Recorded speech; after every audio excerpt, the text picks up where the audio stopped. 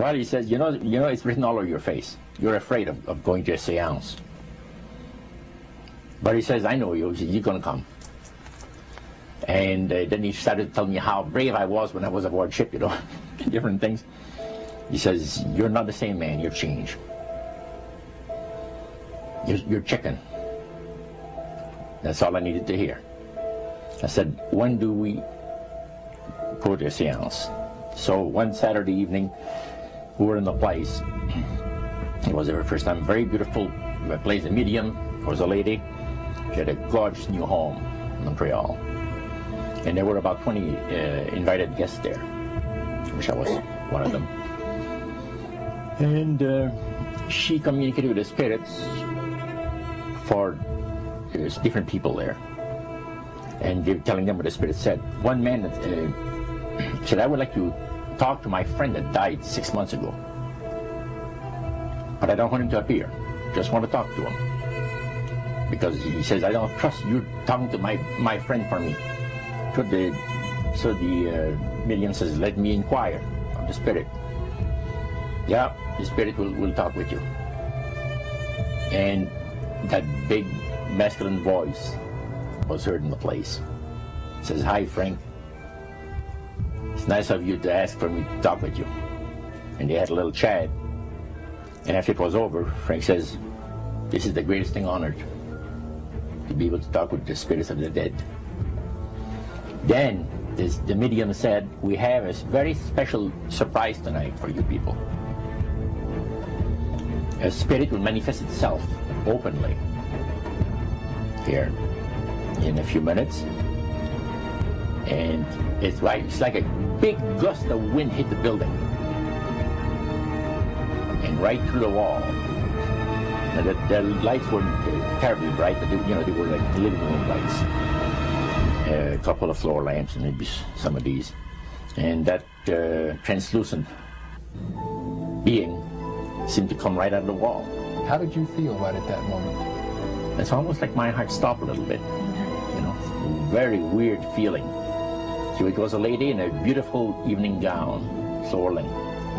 And she said to Mary, my dear sister, you are so wonderful to have asked for me. And Mary fainted and fell right off her chair on the floor. And a couple of guys jumped up and picked her up, and spirit gone. And that was the beginning of it. That's how you got into it. Yeah, that's the way I got into it. After a while, you see, there's something interesting about the human mind. You can adjust an awful lot of stuff. You can adjust to a lot of things that would terrify you to begin with. After a while, they become common and ordinary.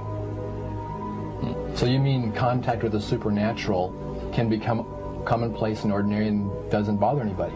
Yeah. In other words, the more that you do it, you're not uncomfortable. That's right. It's just not an uneasy feeling. Yeah. So how did you feel about it? Then I got into a secret society that worshiped the spirits, you see. Well, how is that different from the seance, Roger? It happens that the seance are not involving in many ways. But when you get into a secret society of spirit worshippers, then, and especially when you're invited there by the direction of the higher-ups in the spirit world, you never get out of there alive. And this is exactly what my friend and I were up against. We didn't know anything about. And there was a very, very popular big band leader. Jazz musician? Band, yeah, very famous. And one night we went to one of these seances, and he was with his wife. So Roger, you're at this restaurant. What happened? We sat there, and we had our favorite alcoholic beverages, you know. And as we talked, the band leader says, I want power. I go right to the source of power. And he says, how do you think that I became famous the way that I am? Well, I said, you must have had some good luck. Well, he says, there's no such thing as good luck.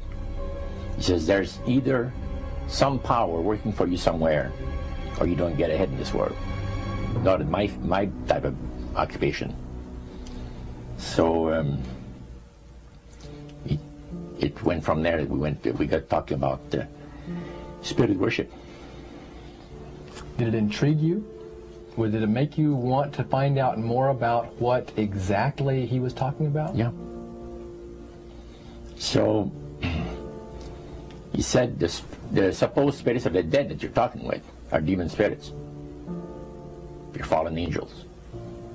They're beautiful beings. Just set it out, just like that. Oh, yeah. It didn't make you uneasy when he said they were... Well, you know, it shocked you a little bit, you know. Something that you first hear mentioned to you. He said, you guys have got a great future ahead of you. Because we've been told, the high priest of our society, secret society, has been told that the master has very special plans for you too. Now, what did he mean by the master? Satan.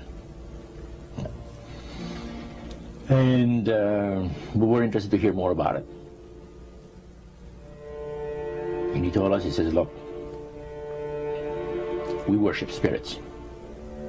We worship Lucifer and all his angels. They're just as beautiful as they did before they were cast out of heaven. He says there was a misunderstanding in the whole thing. He says among the inhabitants of the galaxies. And he says our master was misunderstood. And God did not bear with him like he does with people that make mistakes today. So we're in a warfare, good against evil. And we happen to be the evil ones, but we're not that bad. He says, I look at this business between the forces of good and evil. He says, you believe in one person believes in God, and everyone believes in Lucifer. It's like politics. So the great controversy is real. And you've heard someone talk about it that's on the other side. And to these people, they are sold to the fact that Christ will not return to this planet with power and great glory. He's going to abdicate all claims to the planet, because the high priest once said that Christ will abdicate all claims to the planet because he knows that it is lawfully and rightfully Satan's. And at that time he says, so the priest says, well now, he says, for those of you that are new, let me tell you that this is the most feasible way, he says, to please the spirits. It's to deride Christ and his people, you know, and his church and all that. So they sing out of Christian hymnals. They didn't sing Christian words to the hymns, however. Well, they changed a lot of them. Yeah. And not for it's a form of blasphemy. Yeah. Such as you see today in the rock music world. You see the entertainers, they have these crosses. The ladies got earrings, crosses. The guys got crosses. This is a form of blasphemy, a form of deriding Christ. You see, spirits cause the people to do that, to find pleasure in wearing this type of emblem, which is the cross is the emblem of the crucifixion of Christ for the Christians.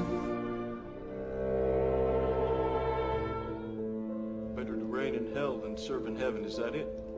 Why not? I'm here on the ground with my nose in it since the whole thing began. I've nurtured every sensation man has been inspired to have.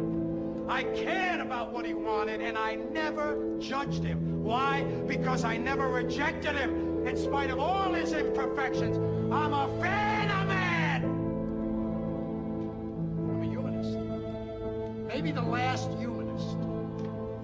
Who, in their right mind, Kevin, could possibly deny the 20th century was entirely mine?